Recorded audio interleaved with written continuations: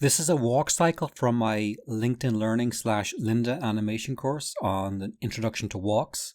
And I did a walk cycle in place and a walk cycle across the screen. And here we see the entire walk spread out with all the in-between frames. So what I'm going to do is give you a demonstration of that. The links to that movie will be in the notes below. If you do want to follow the actual original course, there's a lot more detail in that, of course. We have the most important poses in the walk cycle, the contact poses. You see them on the left and the right and in the middle here. That determines the rate of the travel of the character across the screen. And then the next most important pose is the passing position. You see that in the middle in red. Passing position can control a lot of things, but you can add flexibility to the walk, a lot of personality, really break it out of like a basic standard walk cycle. We won't do that in this one because I just want to do a basic introduction. On the down position, of course, this gives us how much weight the character has, and then we have the high point as well. Now, a quick note on the timing. We have different frame rates that we animate at. If you are animating on 30 FPS, you would want to put your timing on the different numbers than I will be using. I'm going to animate as I always do in 24. That is fewer drawings to draw, and it gets us closer to the original animation patterns of the original classic animation cartoons. So I'll be going from number 1 to 13, and it'll cycle back into number 1 on frame 25. Once again, I am working in Krita, the free animation and design software. You can follow along in any software. Principles are the same. One of the commenters on my YouTube channel have an issue for some reason with getting something to work on the background layer and then have the character layer. So I think it's because I'm assuming they might have had a padlock on it. So let's make sure we draw on the background layer. Okay, so let's pick this line tool here and see if I can just draw in some guidelines. That's too thick. Take it down a bit because I want to have guidelines for the left foot and the right foot. There we go. And that'll be our background layer. So, and the layer on top will be the rough. So now we go to the brush tool. So then remember the reference image. We're going to be working on the contact pose. Just going to work on the rough body. My temptation is always to be too tight. These legs are too long. So I'm going to lasso that and just bring it down a bit. And this heel here will be contacting that line. That's it. Simple. And this is like basically a gesture drawing. So if you are a little worried about your drawing, don't. It's okay just to stay loose, and I'm trying to force myself to not get too tidy. Bad habit of mine too, and I determined before I started this I'm going to keep it loose, not going to get tied down. That'll be it, done. Contact number 1. And I usually put a C there because that way I can remember, okay, that's contact, and timing chart will be here. Next frame will be number 13, also a contact. And the passing position will be about there. So again, following my rough timing chart here, that'll be probably 7. Great, so I just right click and go clone and then paste. And now when I click on either of these, there's a little diagonal line. So if I go to 13, make an empty frame and put on onion skin, this will be pretty much the same as the one beneath it, at least for the upper body. And we want to do the opposite for the legs. So whereas his physical right leg is nearer to us, it'll be on the back line on this one, and vice versa here. So that leg will be closer to us. Switch off the onion. And now if I use my shortcuts, I've made A and S my shortcuts, custom shortcuts that will allow me to toggle between frames. And that way I can sort of do a very quick animation of it. You might find if you're working in this very rough mode, it'll help you to track which leg is which because your brain can play tricks on you very, very easily. So I'll often use different colors and things to help my noggin figure out what's going on. Okay. And again, see when I click on number 1, you see the diagonals there, that's 25. When I click on 13, there's no diagonals because there's only one of them. Oh yes, number 13, housekeeping. And that's going to cycle back into 1. And there's going to be a midpoint around number 19. I'm kind of cheating with the timing charts, but it's easy enough. And again, they're on thirds. I don't like thirds, but yeah, what can you do? So we'll have 15, 17, 19, 21, 23. We're animating on 2s, so that'll be the big gap right there. Put a line under it for the passing pose. Same thing here. Good. So I go to number 7, make an empty frame, and onions on. Now, on the passing pose, there's lots of things you can do with this. A typical, according to the Richard Williams approach, was to have the passing just a little higher than the contact pose. So let's do that. There's going to be a much higher pose between the passing and the contact, but it'll just give us a bit of flex. Let's go in and look at something. I'm going to make a temporary new layer here because I want to make some notes. Call this one notes. And I'm going to actually color this layer style, color overlay. You don't have to do this, but I find it helps to not get confused. I'll make this one orange. Okay. Right. So let's focus on this heel right here. I'm going to go back onto this top layer again and put the onions back on.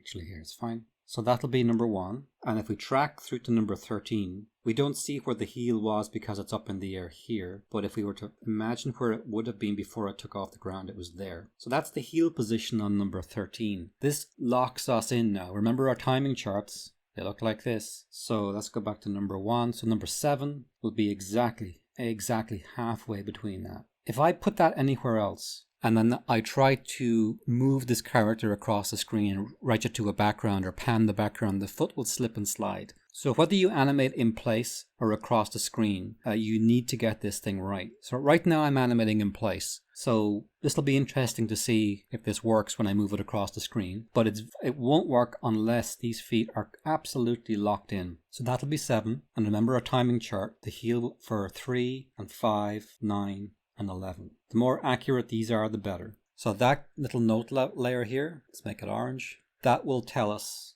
exactly where the heels have to go. Same thing with the opposite. But let's just focus on this for now. So this is the heel position, and we want to make sure that the foot length is pretty much the same. I can probably eyeball that. At this point I can take onion skin off, and the foot will be fairly straight on the passing position. Oh, I also forgot the head. Again, be just a little higher. Keep it loose. Don't feel like this has to be clean. If you haven't done a walk before, that's fine. So we have a bit of leeway with where we put the foot on the passing. We could drag it. We can lift it up really high. You can do really wild stuff with it. You could do this. You know, you can make all kinds of things work. We're going to keep it simple for this one, but let's lift it a reasonable amount. Little negative space in there for some air. Be nice.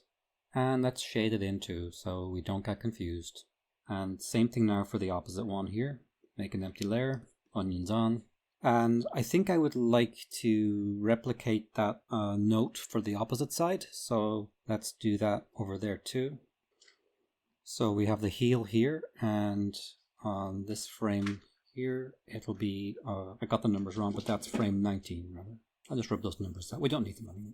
Now, let me switch the light off for a moment. So we're going to do the opposite of the passing position on this side. So that passing position looks like this. This passing position should look the same, but the far leg in dark will be nearer to us. Doesn't have to be 100%, but just reasonably similar to it. Let me reposition these a little bit. Sorry about the cat. I'm going to temporarily drag this to here so I can just toggle from one to the other. And as long as I remember to move it back, all will be well. Okay. Switch off the little ticks now. I think we're good. Oh, almost forgot. Move it back. So now we can play. Doesn't look like too much at the moment because again we need to add the down position. This is where it gets interesting. So I'm going to put the notes back on again. So the down position will be on frame number 4. So I think I can probably modify my timing charts a little bit. So I'm going to be doing this on wands. So this will be like Richard Williams style, basically. So that'll be number 4, and that'll be the down position, or low. That'll be passing, and it'll be the high. I think I've got those wrong. 2, 3, 4, 5, 6.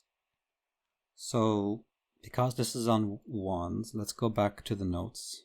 1, 2, 3, 4, 5, 6. So that's number 4. That'll be the low position. Same thing here.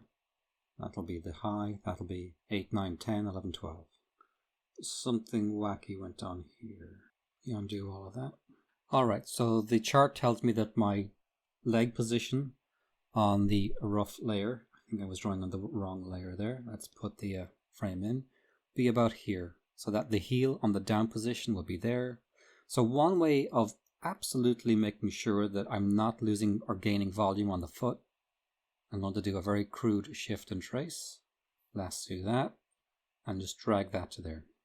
And now that thing is locked. So the down position, I'll switch off the note layer for the moment. We bring the leg down.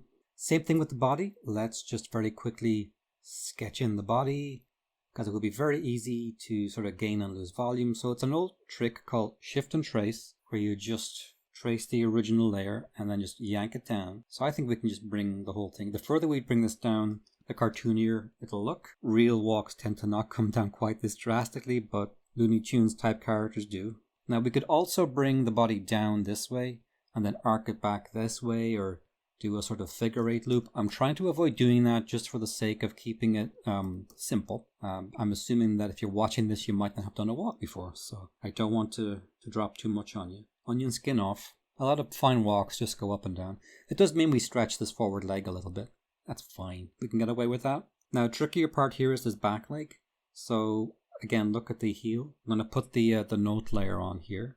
So we have, oh dear, it's making a keyframe. Don't like the fact that it's begun to do that, but never mind. I'm going to just make a mental note of where we are here. Thank you, Krita, for weird behavior. So we have this heel here, and we're moving to there. So the heel will be just arcing like this. We don't want it to go up and bump. So kind of hard to see now with this layer. I'm going to just darken that a bit there. So I think the heel on the in-between will be about there. And I want to bring it up a little bit so that maybe it'll come up and do like a little figure eight. I need to get it off the ground. I always hate this part of the walk. It always feels cheaty. I could always solve it by bringing the body up a little bit. We can always do that. It's part of the negotiation we have to undergo when we animate. And again, we can tone that in very, very quickly. Onion off. And now the opposite here, the high point. Same thing again. I want to just trace in the body and shift and trace it up very lightly. And this is just a guideline. I will actually end up tightening this at some point later. And same thing now with the foot position. We need to get that right. So we have our notes layer and the heel should be there. So same thing on the high point, which will be this drawing, I believe. Let's put the onion back on and trace that foot, lasso it, and copy it to about here. I think on this one too, we begin to lift the heel off. So I'm going to start taking, that'll be a shadow there. I'm going to start lifting the heel back up just a little bit. And that gives us some flex on the foot. Now let me switch off the onion. So again, 1, 4, 7, 10. Again, our frames are down here. And then 13, because this would all be shadow right in there. Work on the rough layer. That's so annoying. So that's good. That is a very nice, smooth, even motion. And on this high point, I'm going to really push so we get to feel some kinetic energy lifting the body to the high point. Again, we could have made the high point higher. These are all decisions that you can make. You're not forced to do anything as extreme or as limited as I have, but this is just a standard example. I'm going to delete this notes layer. I don't know why it began doing stupid things. I'm going to make a new one so that I can make notes on that as well without having weird keyframes. So let's make this red. So we have the heel here, and then here, and then here. Now, where will it go next? We have to get it from there to there. So, and prior to this, the heel would have been about here. So there's some changes I might want to make here. This is feeling a little off. So I'd like to keep it simple. I don't expect everything to be a perfect arc, but it's starting to look a little bit wiggly, right? That's not good. And I wouldn't have detected that as easily if I hadn't made this little plot. So let's change a couple of things here before we go any deeper and do a bunch of in-betweens. Back onto the rough layer and see if we can just nudge some of these designs a little bit. Okay, so that'll move that a bit to there. And I think we can probably lift this one up a little bit. Okay, so this X here was where I was thinking of putting the heel on this one. So back to the rough layer. And we have a lot of areas in here. I could bring it down a bit further too. And let's go back to that red layer again and just move that little X. And now we have something that is not going to bother anybody. The other thing that we can do, I'm going to pick blue for the in-betweens. So let's mark these. That's number 1. That's number 4. That's number, and you can see the frame number here. It's very easy to lose track. That's number 10. Big gap between 7 and 10. That could be a problem. And then we are into number 13 down here. So let's just switch off the character for a minute. Put in little dots, just space them evenly for the moment. 5, 6, 7, 8, 9, 10. So we have a big gap here. And then slowing in here, 11 and 12. There is a danger that we might perceive the foot to stick here because these are bunching very tight. So I'm not exactly sure. Let's just play it through and see. I think it's alright. It's just something to keep an eye on. But if we felt that they were coming too close, I would move that foot forward just a little bit. But I think we'll go with it for now. But put a pin in that and we'll in between it and see how it looks like. I think it might give a texture. It'll feel like it's gathering before it snaps into the rest of the movement. So one thing that I could do would be to animate through the rest of the step. Rather than do that, what I'm going to do is just in between this part here. And that way I'll have a full step done through. And if I like that, then I'll continue the same process on the back end. So this should be a fairly basic in-betweening process. So I'll just start drawing. And remember we have, I lost my foot ticks, but I don't think I really need to worry about them right now. Oh, and again, to make sure that this foot is absolutely locked in, and it's a 1/3 favor toward the first one. Let's go back to the timing chart. So we're doing number 2, so this will be like a mini 1/3 favor, and then 3 will be half between 2 and 4. 5 will be a 1/3 favor between 4 and 7. 6 will be a half. We always hated doing third favors back in the olden times, and here I am doing them again. Red is the one we're coming from, so we need to make sure. That our line is favoring red. Oh, it moved. I knew something dumb happened. I was complaining earlier about how OpenToonz and Tacoma animation are too tight, too difficult to move keyframes on the timeline. Krita's the opposite. Slippery. I don't know why people can't get collision detection right. I'm just going to shift and trace this just to make my life a little easier. I just trace over the red. Let's do that. So there's one thing here that kind of might bother, and that's this line here from the contact position. It's going so much into the down one. So I'm going to change that angle a little bit so that we get a little better overshoot from one into the other. Something like that. And now when I do that in between, it'll have less chance of sticking. I'd be worried that it would stick. And again, we are coming from the red. And here I have my arc plot, which will now come in very handy. And we can still have a little bit of the foot touching the ground here. Okay, and then very crude, because this is a very crude first walk cycle. And now we continue the process. At this point, you can see the in-betweens are getting so close that we can just draw. And again, our arc plot, good. Not too bad. Next one. I'm being kind of lazy here too. I'm forgetting to put in the numbers. Very important. That's number 1, and this is number 4, and that's the low. This is number 7, passing. And actually, I should just circle that, make it a key. It's easier to keep track of. 4, 7, 10. That's the high point. 13, contact. This is number 19. That's the passing position on the far side, and then we're back into contact. Okay. The other thing I can do is color code some of these. I'll just do the front 2 for now, and that will also be great too. But for now, I'm just going to go in and keep going. So again, we're coming from red to green, and it's going to be a 1/3 favor from red. And this is number 5. I should probably number the in-betweens as well. And I'm going to shift and trace the body too. This line here is turning into this line here. See, here to there. Let's put our our arc layer back on again. This is 4 to 5. So the heel will be about here on the back one. Oh, I drew on the wrong layer. Really annoying that. Okay, so here. And again, blob in that. Continue. And again, we're getting into the tighter in-betweens now, so I think I can just draw. Alright, let's just play through again. Continue, and now we're going from the passing position. So the next one will be here, onion on. And same thing with the foot. I'm going to just very quickly just draw it. And it'll be a 1/3 favor to that one there. Keep it planted on the ground for this one. And, ooh, the things are getting very tight here now. So I think with this one, we'll start slowing into the upper level. So I'll make this the body a half. Because these drawings are so loose, it's both like a problem and a solution, because it's so shimmery it might not actually read what's happening. But as we begin to tighten that down, you really want to be careful about that slowing at the top. And I think here we have our little arc plot.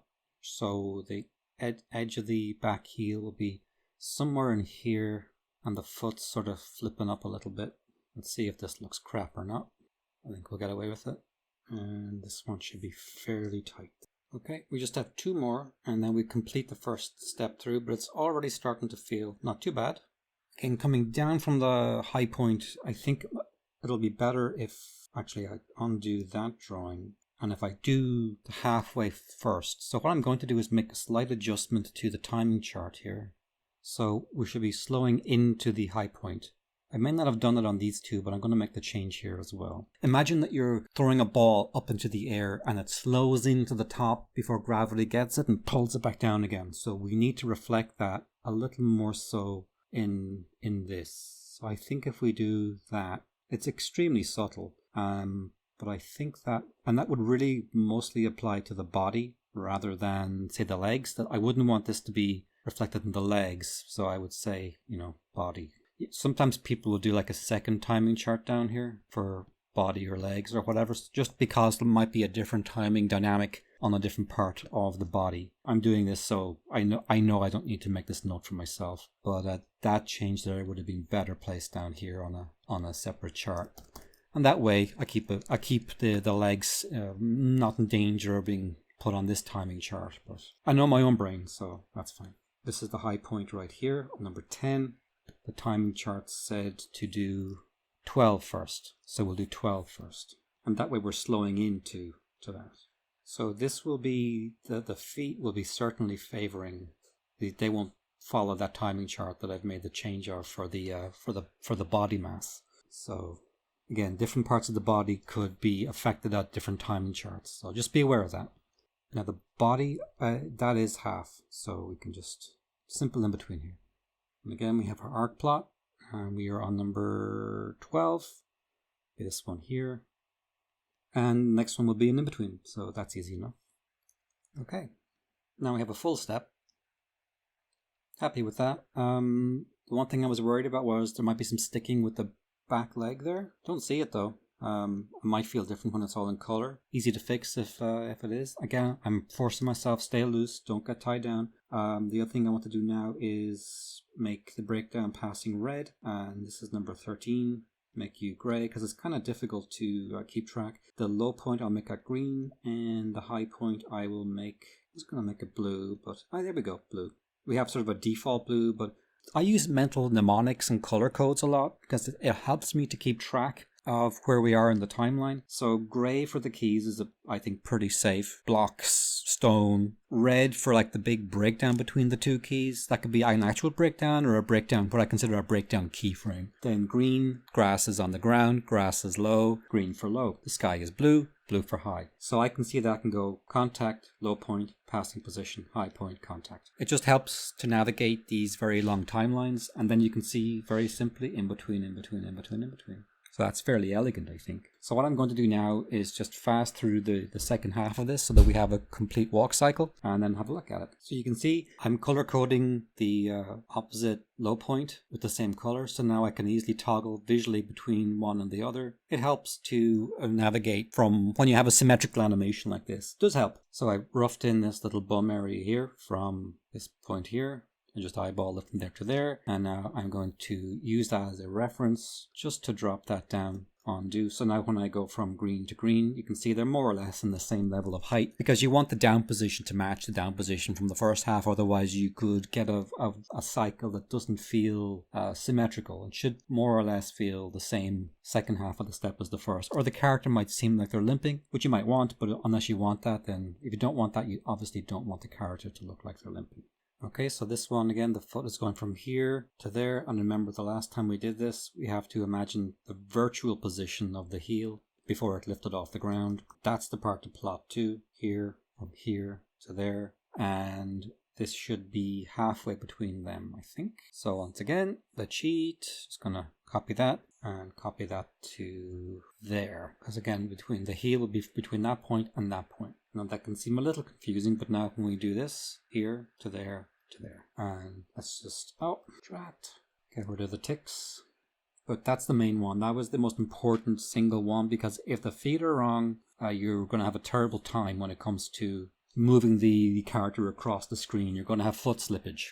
And I think on this one too, yeah, we have a big push on the body. So what I want to do here actually, I wonder, can I copy this body, Control C, and edit, paste into active layer. And I don't think it's in the right spot. Is it? It is. Okay. From position, high point. Yep. So now that high point matches exactly the high point on the other side. It's a good way of being able to reuse some artwork. So a bit of a cheat, but hey, take it. And now we want to copy that kind of leg position from the other high point. And I think the foot is starting to lift up here too. So let's lift that up there. So we sort of match that.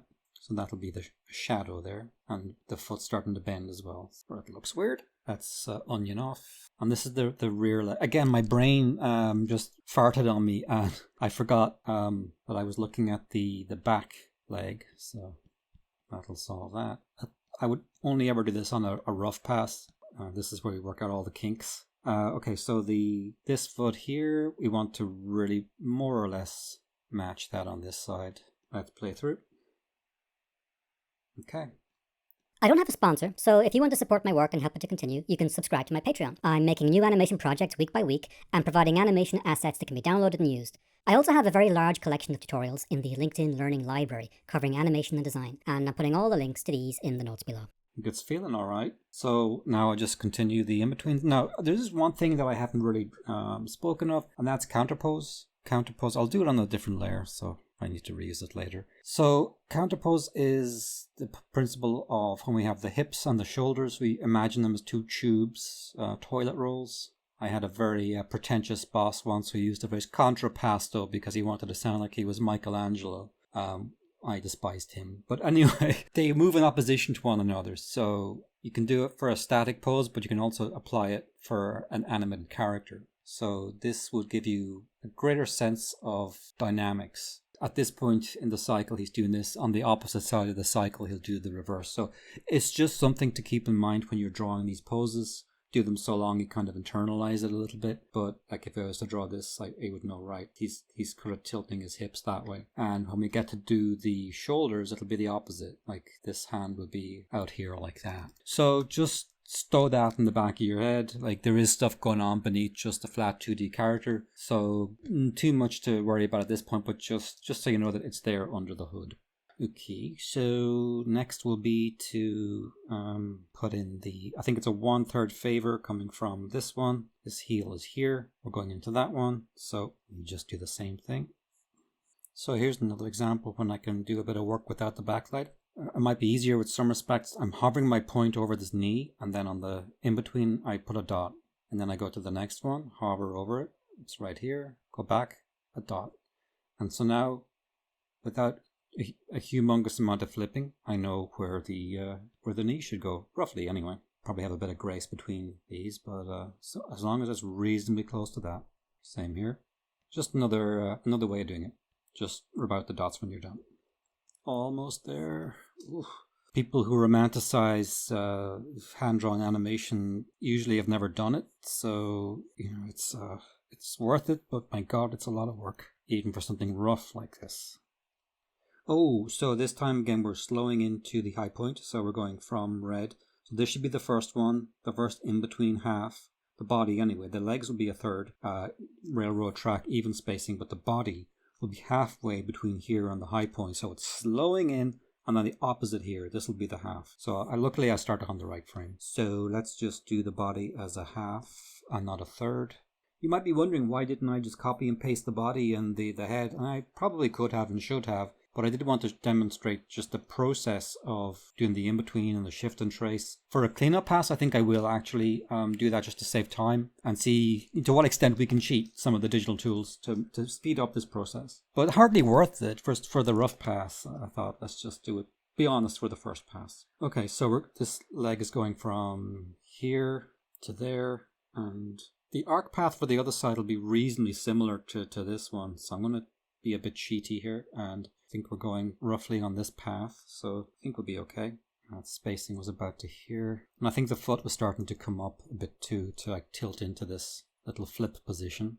Okay, on the back end, remember our high point, we've lofted up into the high point and we're slowing out of it. So this frame here is halfway, and so then halfway again. So it's a reverse of the ease. So it'll be like this on this side. So what I'm going to do here, actually, do a separate chart here for the body. And we're working back into 1, and it's going from, oh, this is all wrong too because I had the wrong time. We're going from, see, 19 is the passing back into the contact, and 22 is the high point. So we're slowing in and we're slowing out. So that'll feel like gravity and then falling again. It's subtle, but it does, that kind of thing does make a difference. So here, so you don't totally confuse the in-betweener or the assistant. And I know I don't need to do this, but I just like things to be like sort of clean. So if you download this file from the exercise files or what have you, you don't get completely befuddled by a weird thinking process. So 13 to 16 to 22. 16, that's the low point. 19 is the passing. 22 is the high point. And then there's thirds here and here, here and here, there and there, there. Bingo. Okay, that's me being picky. My categories. Ooh, look at me working on the wrong working on the wrong drawing. So I'll click and drag that to there, because that's going to be the this one instead. Okay, and that'll be half, and the feet are a third. So they're going from here to there. So the next tip of the foot should be on that one. Oh, the cat demon. He's back. Coming to you from a field in the west of Ireland. It's where I found him. He's developed a fetish for cardboard and he likes eating it, and I think it's going to make my life interesting. Okay, this is all a half now. Once we get that tricky bit out of the way. Again, shift and trace, and there we go. It's very helpful for things like circular objects like that, which are very easy to get wrong. Ooh, what happened there? Here we go. Ooh, this is the last one. Nettles, the cat is happy. So am I. Okay, so let's play this. Hey, that's not too bad. Not too bad at all. Feels like a walk, right? So so we don't notice the scraggly lines as much. So you can see when this thing begins to move, like you know how messy those lines are. I love the critic and just keeps playing as I zoom in and zoom out. That's kind of cool. Very nice, actually, when you think about it. So, let's just stop at any point. Look at how messy that line is. But when you begin to animate, your brain is very forgiving all of a sudden. And that shimmer is actually kind of nice. It's kind of an animation style that we've lost. A couple of little things I want to fix here. Just get rid of these bad colors. Make sure that we have frame numbers on everything. Okay, so that's nice. So notice that I haven't done the arms because there are some separate issues with the arms as to where you put the most extreme arm positions. So it's nice to be able to do them on a separate level because then we can not worry about like rubbing out the body layer or anything beneath. And if we make a mistake on that, we can, do different versions or what have you. I'd also like to ultimately tie this down. And again, that's as much work as just roughing it in because you're still doing as much line work, probably more. Again, I think I can maybe bias a little bit of leeway by cheating and by creating like basically sort of a pseudo symbol where we can, use the same artwork for the head. And actually, if you look at my kind of finished animation, I did this one on Toon Boom Harmony, and that's pretty much how I did the body on that, I think. If you look carefully, I think it's pretty much the same line work bobbing up and down. Now, there are things that we could have added to this, like tilted the head, and I will definitely go beyond this. I would like to go beyond this in the one that we're working on right now in Krita. This one, it has the sort of symbol-y digital feeling with the body and head, but the arms and legs are fully animated, so it's not necessarily like an all or one. It is possible to combine systems so that you can get efficiencies of the computer and then some of the charm of the hand-drawn stuff. And if you're really good, you can trick the audience so that they don't even know the difference, but they're enjoying all the nice, like, fluid, sketchy stuff. But yeah, it's always fun to go in on this and start the tie down. And I did notice too, when I was sort of getting into it a little bit more, I was starting to enjoy some of these lines a bit more. And there's a separate movie to be had about how clean do you need to be. Some people like really go for the clean line, and I don't like it. I'm just sick of it. I kind of like the looser, shaggier line. Speaking as somebody who kind of was too picky and too tight when he was younger. So, it's just a nice look. It has a kind of a vibrance to it that you lose when you do the cleanup. And I've said in another movie, go look at any classic Disney movie from the 60s, and you look at those still shots really close, and you'll see like a lot of very, very rough cells, where they were letting a lot of stuff through with the Xerox process. And I think they look great. Jungle Book, 101 Dalmatians, all that generation of movies, I think that they were the best looking. And I know Walt hated that look, but tough. It was that or nothing. So that's it for the first pass of the walk. In the second pass, I'm going to add the hands, and in the third, if I'm still breathing, I'll do a tie down. Maybe we'll add some secondary action and sort of build this thing up. So yeah, and then we'll also see if we can track this across the screen, because when you take a walk that's been animated in place and then you move it across the screen, as you would in a computer game or a TV animation or what have you, the danger is you get foot slippage. And if you look very carefully here at the tip, there's a little bit of slippage.